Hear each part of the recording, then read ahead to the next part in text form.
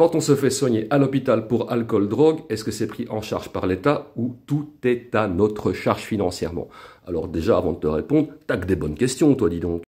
Donc merci, tu me fais faire un peu de contenu. Ceci dit, je ne peux te répondre que pour la Belgique. Si tu es en France, en Suisse ou au Québec ou je ne sais où ailleurs, là, il faudra aller te renseigner auprès des services sociaux, par exemple, ou ta mutuelle.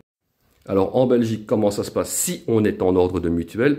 En fait, c'est la mutuelle qui prend en très grosse partie les frais d'hospitalisation.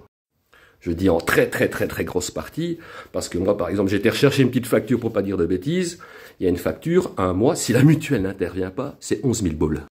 Mais comme la mutuelle intervient, parce que je suis en ordre de mutuelle, donc ça revient à 688 € par mois. Mais après, ça peut un petit peu monter et descendre, dans le sens où ça va dépendre du nombre de fois où tu vas voir le psychiatre, la psychologue ou le psychologue, et le nombre de médicaments, de traitements que tu as. Tout ça, voilà, ça fait partie un petit peu de la facture globale. Ceci dit, en Belgique, et je suppose aussi ailleurs, les gens ont des droits. En tout cas, en Belgique, comment ça marche? Quand on est dans ce genre de situation, on a le droit d'aller voir le CPS, c'est-à-dire les services sociaux, pour leur demander un réquisitoire médical. Donc tous mes amis belges là, qui voyaient la vidéo, retenez ce mot, réquisitoire médical au CPAS.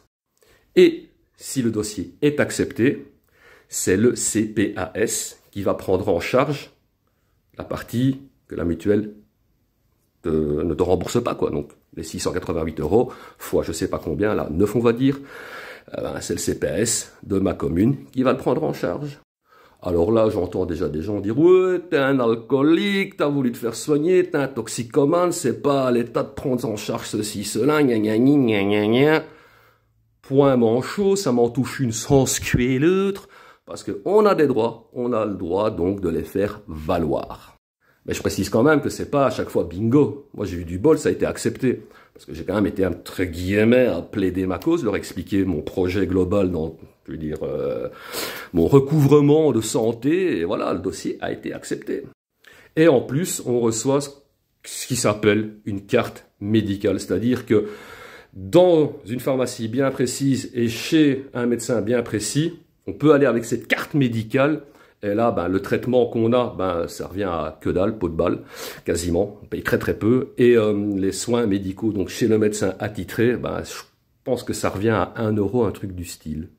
Donc voilà, faut toujours bien aller se renseigner partout, mutuelle, services sociaux, on peut même demander conseil à un médecin généraliste, etc., pour savoir un petit peu de quoi il en retourne.